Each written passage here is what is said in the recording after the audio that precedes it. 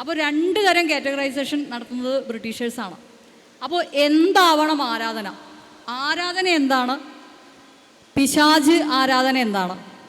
പിശാച് ആരാധനയാണ് ലോവർ കാസ്റ്റിൻ്റേത്. അത് താന്ത്രിക്കാണ് എന്ന് അവർക്ക് അറിയില്ലായിരുന്നു. അവർ ആ സമയത്ത് നോക്കുമ്പോൾ അതിൻ്റെ റിലീജിയസ് റൂട്ട്സുകളൊന്നും പരിശോധിച്ചില്ല.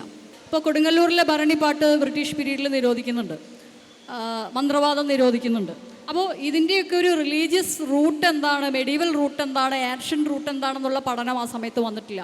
ഈ പുരോഹിതരെ മലയനെ ബേസൽ മിഷൻ്റെ ആർക്കൈവ്സിൽ ഇപ്പോൾ പോയാലും കാണാം, ഡെവിൾ ഡാൻസർ എന്നാണ് വിശേഷിപ്പിക്കുന്നത്. എന്നാൽ വലിയ വിപുലമായ പശ്ചിമഘട്ട പ്രദേശമുള്ള ഒരു പ്രദേശമാണ്. ഈ പറയുന്ന പശ്ചിമേഷ്യക്കാരും ഗ്രീക്കോ റോമൻ ആളുകളൊക്കെ ഇങ്ങോട്ട് വന്നതും ഈ ഇന്ത്യൻ ഓഷൻ എന്ന് പറയുന്ന പ്രദേശത്തുണ്ടായി വന്ന കൈമാറ്റ ബന്ധങ്ങളും അതിൻ്റെ രീതിയിലുള്ള രാഷ്ട്രീയ സാംസ്കാരിക പ്രക്രിയകളെല്ലാം ഉണ്ടാകുന്നത് ഈ പശ്ചിമഘട്ടം ഇവിടെ ഉള്ളതുകൊണ്ടാണ്. പശ്ചിമഘട്ടത്തിൽ വിഭവങ്ങൾ ഉള്ളതുകൊണ്ടാണ് വാങ്ങാൻ വേണ്ടി വന്നത്. ഇംഗ്ലീഷുകാരും ഡച്ചുകാരും പോർച്ചുഗീസുകാരൊക്കെ വന്നതൊക്കെ ഈ പശ്ചിമഘട്ടത്തിലെ വിഭവങ്ങൾ തേടിയാണ്, ഇടനാട്ടിലെ നെല്ല് തേടി വന്നല്ല. മാത്രമല്ല ഈ ഇടനാട്ടിലുണ്ടാകുന്ന നെല്ല് ഒരിക്കലും കേരളത്തിൽ ഒരു എല്ലാവർക്കും കഴിക്കാൻ പറ്റുന്ന ഒരു വിഭവം ആയിരുന്നില്ല, അങ്ങനെ ഉൽപ്പാദിപ്പിച്ചിട്ടുമില്ല. കേരളത്തിൻ്റെ സാംസ്കാരിക സാമ്പത്തിക ഘടനയെ നിലനിർത്തുന്നതിൽ വലിയ പങ്ക് വഹിച്ചിട്ടുള്ള ഒരു അവർണ്ണ പാരമ്പര്യം കേരളത്തിൻ്റെ അകത്തുണ്ട്. പ്രത്യേകിച്ചും ആരാധനാ രീതിയിലാണെങ്കിൽ വളരെ കാവ് പാരമ്പര്യവുമായിട്ടൊക്കെ ബന്ധപ്പെട്ട് നോക്കുകയാണെങ്കിൽ ഈ വലിയൊരു ജ്ഞാന പാരമ്പര്യം അതിൻ്റെ അകത്തുണ്ട്. മാത്രമല്ല ഈ കാവ് പാരമ്പര്യം വളരെ കൂടുതലാണെങ്കിൽ ഈ ക്ഷേത്ര പാരമ്പര്യം എന്ന് പറയുന്നത് വളരെ കുറവുമാണ്. ഇങ്ങനെ വളരെ ചെറിയൊരു ശതമാനം ബ്രാഹ്മണർ അല്ലെങ്കിൽ ഈ ജനത കൈകാര്യം ചെയ്തിരുന്ന ക്ഷേത്രങ്ങളിലേക്ക് പ്രവേശനം എന്ന് പറയുന്നത് മധ്യകാല സമൂഹങ്ങളിൽ നോക്കുകയാണെങ്കിൽ അവർണർക്ക് പ്രവേശനം ഉണ്ടായിരുന്നില്ല. അതേ സമയത്ത് അവർക്ക് അവരുടേതായ ആരാധനാ രീതികളും അതോടൊപ്പം തന്നെ അവരുടേതായിട്ടുള്ള സാംസ്കാരിക ഇടങ്ങളും ഉണ്ടായിരുന്നു. ഇതിനെ എങ്ങനെയാണ് നമുക്ക് കാണാൻ സാധിക്കുക?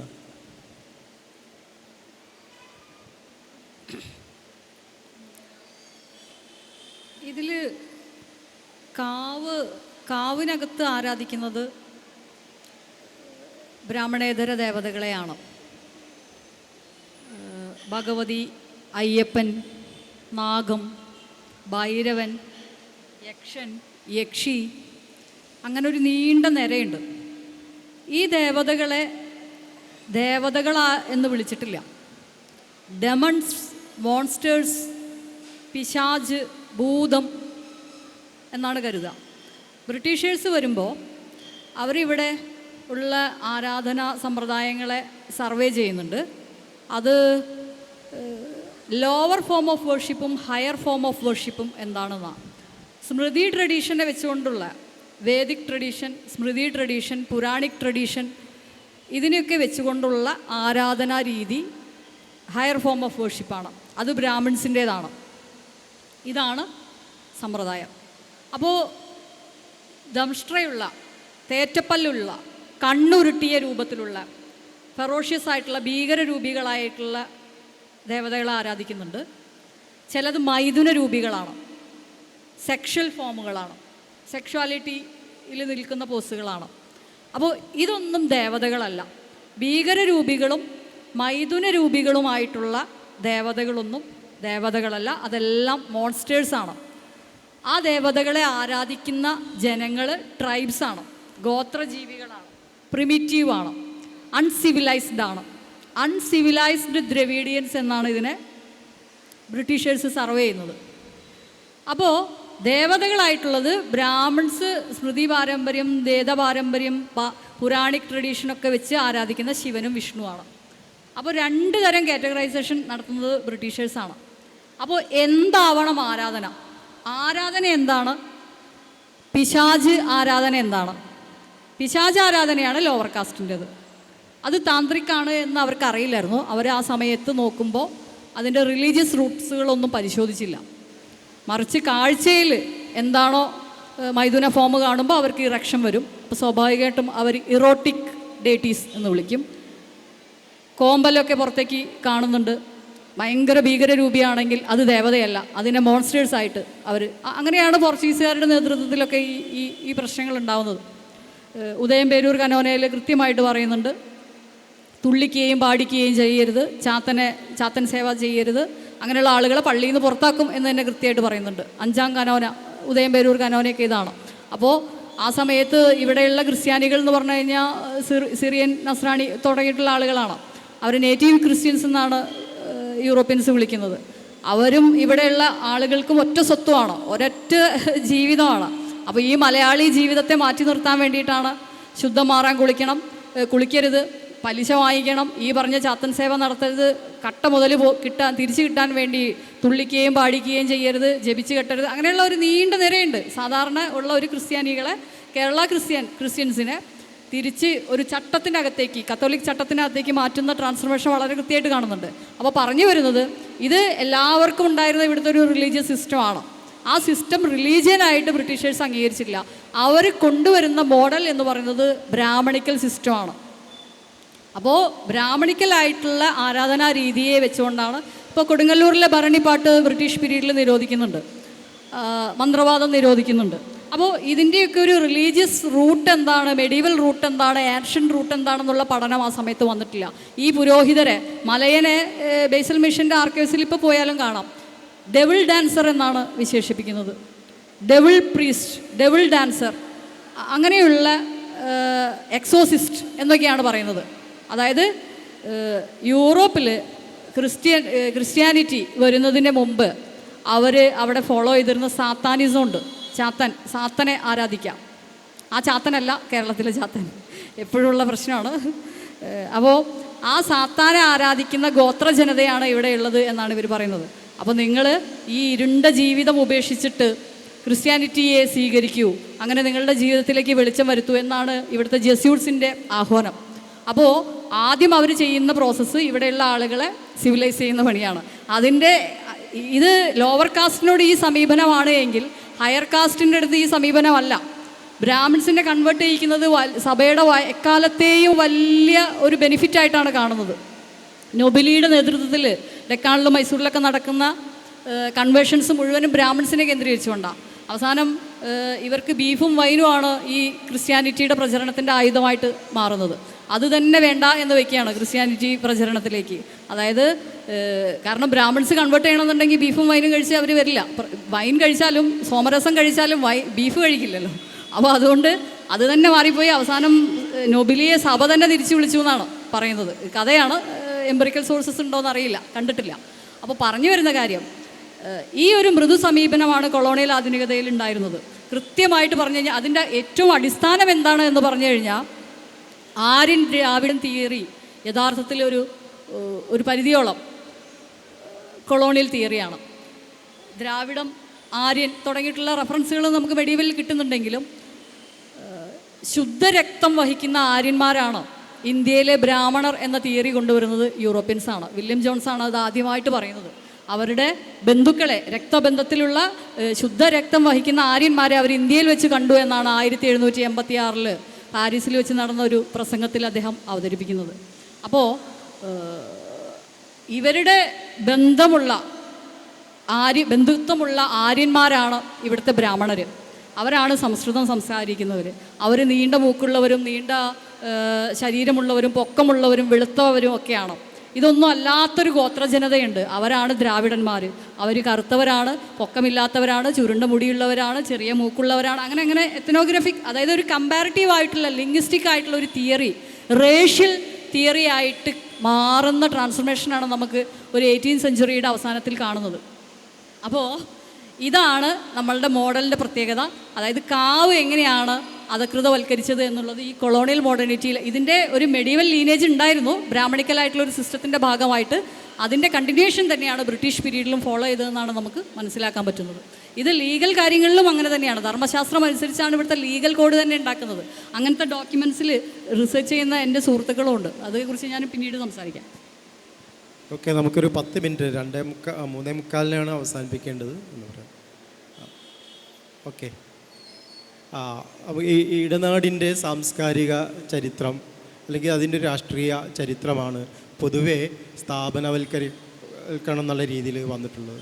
മാധവമാഷ് ഇതെങ്ങനെയാണ് വിശകലനം ചെയ്യുന്നത്?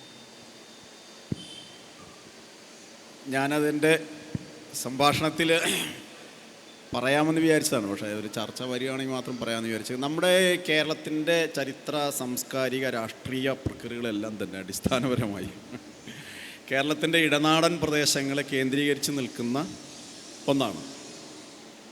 കാട് മേഖലയോ കടൽ മേഖല അല്ലെങ്കിൽ കടൽ തീര മേഖലയോ, നമ്മൾ ബാക്ക് വാട്ടർ സിസ്റ്റം എന്നൊക്കെ പറയുന്ന മേഖലയിൽ നടന്ന മനുഷ്യജീവിതം, സാംസ്കാരിക പ്രക്രിയകൾ, സാമൂഹ്യ അതിജീവന രൂപങ്ങളൊന്നും വേണ്ടത്ര രീതിയിൽ നമ്മുടെ ചരിത്ര എഴുത്തിലേക്ക് വന്നിട്ടില്ല. അതുകൊണ്ട് കേരളത്തിൻ്റെ ഇടനാടൻ പ്രദേശങ്ങളിൽ നടന്ന കാർഷിക വികാസം, അവിടെ മിച്ചോൽപാദനം നടന്നു, അവിടെ ജന്മിത്വം ഉണ്ടായി, അവിടെ ഭരണകൂടം ഉണ്ടായി, ബ്രാഹ്മണ സങ്കേതങ്ങളെല്ലാം തന്നെ ഈ നദീതടങ്ങളിൽ വളർന്നു വന്നതാണ്. നെൽകൃഷി എന്ന് പറയുന്ന സംഭവങ്ങളൊക്കെ. എന്നാൽ വലിയ വിപുലമായ പശ്ചിമഘട്ട പ്രദേശമുള്ള ഒരു പ്രദേശമാണ്. ഈ പറയുന്ന പശ്ചിമേഷ്യക്കാരും ഗ്രീക്കോ റോമൻ ആളുകളൊക്കെ ഇങ്ങോട്ട് വന്നതും ഈ ഇന്ത്യൻ ഓഷൻ എന്ന് പറയുന്ന പ്രദേശത്തുണ്ടായി വന്ന കൈമാറ്റ ബന്ധങ്ങളും അതിൻ്റെ രീതിയിലുള്ള രാഷ്ട്രീയ, സാംസ്കാരിക പ്രക്രിയകളെല്ലാം ഉണ്ടാകുന്നത് ഈ പശ്ചിമഘട്ടം ഇവിടെ ഉള്ളതുകൊണ്ടാണ്. പശ്ചിമഘട്ടത്തിൽ വിഭവങ്ങൾ ഉള്ളതുകൊണ്ടാണ് ഇത് വാങ്ങാൻ വേണ്ടി വന്നത്. ഇംഗ്ലീഷുകാരും ഡച്ചുകാരും പോർച്ചുഗീസുകാരൊക്കെ വന്നതൊക്കെ ഈ പശ്ചിമഘട്ടത്തിലെ വിഭവങ്ങൾ തേടിയാണ്, ഇടനാട്ടിലെ നെല്ല് തേടി വന്നതല്ല. മാത്രമല്ല, ഈ ഇടനാട്ടിലുണ്ടാകുന്ന നെല്ല് ഒരിക്കലും കേരളത്തിൽ ഒരു എല്ലാവർക്കും കഴിക്കാൻ പറ്റുന്ന ഒരു വിഭവം ആയിരുന്നില്ല, അങ്ങനെ ഉൽപ്പാദിപ്പിച്ചിട്ടുമില്ല. ഉൽപ്പാദിപ്പിച്ച സമൂഹങ്ങളെ പൂർണ്ണമായും ചരിത്രത്തിൽ പട്ടിണി കിടത്തി നിലനിർത്തിയിട്ടാണ് ഉള്ളതൊക്കെ ഈ വ്യത്യസ്ത രീതിയിലുള്ള കോയ്മകൾ ഈ നെല്ലൊക്കെ അടിച്ചു കൊണ്ടുപോയത്. മനസ്സിലായി. രണ്ടാമത്തെ കാര്യം, ഇവിടുത്തെ രാഷ്ട്രീയ വ്യവസ്ഥകളെല്ലാം കേന്ദ്രീകരിക്കപ്പെട്ട ഇടനാട്ടില്ല. ഇവിടെ ഭരണകൂടങ്ങളും ചേര ഭരണകൂടം ഉണ്ടായി വന്നും ചേരാനന്തര കാലഘട്ടത്തിലൊക്കെ പല രീതിയിലുള്ള ഭരണകൂടങ്ങളുടെ കേന്ദ്രമായി നിന്ന അവരുടെ വിഭവ കേന്ദ്രമായി പലപ്പോഴും കാട് വിഭവങ്ങളൊക്കെ പറമ്പ് ഭൂമി പ്രദേശങ്ങളൊക്കെ ഉണ്ടെങ്കിൽ പോലും. അപ്പോൾ നമ്മുടെ ഭാഷയുടെ, സംസ്കാരത്തിൻ്റെ, ആവിഷ്കാരത്തിൻ്റെ, സാഹിത്യത്തിൻ്റെ ഒക്കെ ഒരു പ്രധാനപ്പെട്ട ഭൂമികയായി പ്രവർത്തിക്കുന്നത്, നിലനിൽക്കുന്നത് ഇടനാടൻ പ്രദേശങ്ങളിലുള്ള സമൂഹങ്ങളുടെ, അവരെ കേന്ദ്രീകരിച്ച് നിൽക്കുന്ന സമൂഹങ്ങളുടെ അവിടെ സാംസ്കാരിക ആവിഷ്കാര രൂപങ്ങളാണ് നമ്മുടെ മലയാളിയുടെ സാഹിത്യം, മലയാളിയുടെ സംസ്കാരം ഒക്കെ കൂടുതലും എന്നതാണ്. കാട് മേഖലയെ ആശ്രയിച്ച് നിൽക്കുന്ന മനുഷ്യർ, അത് പരമ്പരാഗതമായ ഗോത്ര സമൂഹങ്ങളുണ്ട്. ചരിത്രപരമായി കാട് മേഖലയിലേക്ക് അവിടെ കുടിയേറി താമസിച്ച മനുഷ്യരുണ്ട്. ഈ കടൽപ്പണിയിൽ ഏർപ്പെടുന്ന മത്സ്യത്തൊഴിലാളികൾ എന്ന് പറഞ്ഞാൽ വലിയ മനുഷ്യ സമൂഹം. കേരളം ഒരു ഓപ്പൺ കോസ്റ്റാണല്ലോ. വടക്കുന്ന് ഷിബി സൂചിപ്പിച്ച പോലെ വടക്കുന്ന് തെക്ക് വരെ, അല്ലെങ്കിൽ തെക്കുന്ന് വടക്കോട്ട് വരെ വളരെ തുറന്നു കിടക്കുന്ന ഒരു കടൽ മേഖലയാണ്. അവിടെ താമസിക്കുന്ന മനുഷ്യർ, അവരുടെ അതിജീവന രൂപങ്ങൾ, അവരുടെ സാമൂഹിക ജീവിത പ്രക്രിയകൾ, അവരുടെ ആവിഷ്കാരങ്ങളൊന്നും നമ്മുടെ മുഖ്യമായിട്ടുള്ള സംസ്കാരത്തിൻ്റെ ഭാഗമായി നമ്മൾ പൊതുവെ കാണാറില്ല. ഈ സാംസ്കാരികമായ ഇൻക്ലൂഷനിലേക്ക് ഈ ആദിവാസി മത്സ്യത്തൊഴിലാളിയും വന്നിട്ടില്ല. അതിൻ്റെ പ്രധാനപ്പെട്ട പ്രശ്നം എന്താ? നമ്മുടെ സാംസ്കാരിക വ്യവസ്ഥകൾ, നമ്മൾ എഴുതിയ ചരിത്രം, നമ്മുടെ ചരിത്രത്തിൻ്റെ ചരിത്ര എഴുത്തിൻ്റെ പ്രധാനപ്പെട്ട പ്രമേയം. അതിന് കാരണം നമുക്കൊരു ഷാഢ്യമുണ്ട്. ഇടനാട്ടിൽ നടന്ന കാർഷിക പ്രക്രിയയുടെ ഭാഗമായി ഉണ്ടായി വന്ന ജന്മിത്തം ഇടനാട്ടിലാണല്ലോ. കാട്ടിൽ ജന്മിയില്ല, കടലിലും കടൽ പ്രദേശനും മീൻ പിടിക്കുന്നവർക്ക് ജന്മിയില്ല, കടൽ മേഖലയിലും ജന്മിയില്ല. ജന്മിയുള്ളത് ഇടനാട്ടിലെ പാടശേഖരങ്ങളെ കൈയടക്കി ഭൂമി ആധിപത്യം ചെലുത്തി ജന്മിത്തം നടത്തുന്ന ആളുകൾ, കുറച്ച് പറമ്പ് ഭൂമികളും. അപ്പോൾ അവിടെ നടന്ന വലിയ സമരങ്ങളുടെ ഭാഗമായിട്ടാണ് ഇവിടെ വലിയ വിപ്ലവം നടന്നതെന്നും അങ്ങനെ ആധുനിക കേരളം ഉണ്ടായതെന്നും അതിനുശേഷം ഇവിടെ ഭൂപരിഷ്കരണം നടന്നുവെന്നും, അപ്പോൾ ആ ഭൂപരിഷ്കരണത്തിന് ശേഷം ഉണ്ടായി വന്ന ഒരു ആധുനിക കേരളത്തിൻ്റെ ചരിത്രഭൂമിയെ കണ്ടെടുത്തിരിക്കുന്ന ഒരു പ്രധാനപ്പെട്ട ഭൂപ്രദേശമായി, ഒരു സ്ഥലരാശിയായി കേരളത്തിൻ്റെ ഇടനാടൻ പ്രദേശങ്ങൾ മാറിയിരിക്കുന്നു. അപ്പോൾ ഇടനാടത്തിൻ്റെ സംസ്കാരം, ഇടനാടത്തിൽ നടന്ന രാഷ്ട്രീയ പ്രക്രിയകളായി സ്വാഭാവികമായും ഈ ചരിത്ര എഴുത്തിൻ്റെ മണ്ഡലമായി ഇരുന്നാലും മാറും. സംസ്കാരത്തിൻ്റെ, ഭാഷയുടെ, ഇവിടെ ഭാഷയുണ്ടായി വന്നത് ഇടനാടിൻ്റെ ഭാഷയാണ്. ഇപ്പോൾ ഷിബി പറഞ്ഞ മണിപ്രവാളം എന്ന് പറയുന്നത് മലയാളവും പ്രാചീന മലയാളവും സംസ്കൃതവും കൂടിക്കലർന്ന ഭാഷയായി വരുന്നത് മണിപ്രവാള ഭാഷയുടെ ഇടനാട്ടിലാണ്, കാട്ടിലല്ല, മത്സ്യത്തൊഴിലാളികൾ താമസിക്കുന്ന കടൽ പ്രദേശത്തുമല്ല. അപ്പോൾ നമ്മുടെ ഭാഷയുടെ ആവിഷ്കാരത്തിൻ്റെ, സാഹിത്യത്തിൻ്റെ ഈ പറയുന്ന കുലീനമായി എന്ന് കരുതുന്ന കഥകളിയുടെ മറ്റുള്ള രീതിയിലുള്ള എല്ലാ തരത്തിൻ്റെ ആവിഷ്കാരത്തിൻ്റെ കേന്ദ്രമായി നമ്മൾ സ്ഥാനപ്പെടുത്തുന്നത് കേരളത്തിൻ്റെ ഇടനാടാണ്. അതുകൊണ്ട് ഇതുവരെ എഴുതപ്പെട്ട കേരളത്തിൻ്റെ ചരിത്രം കൂടുതലും, ഇതുവരെ എഴുതപ്പെട്ട സാംസ്കാരിക ചരിത്രങ്ങൾ കൂടുതലും, ഇതുവരെ എഴുതപ്പെട്ടതും മനസ്സിലാക്കപ്പെട്ടതും നമ്മൾ പ്രചരിപ്പിക്കുന്നതുമായിട്ടുള്ള മലയാളിയുടെ മലയാളിത്വം, കേരളീയത എന്നൊക്കെ പറയുന്നത് ഇടനാടിനെ കേന്ദ്രീകരിച്ചുള്ള സാംസ്കാരികമായ സംഭവങ്ങളാണ്. ഈ ഉൾക്കൊള്ളലൊക്കെ നടക്കുന്ന ഇടനാട്ടിലാണ്. സാംസ്കാരികമായ ഉൾക്കൊള്ളൽ നടക്കുന്നു.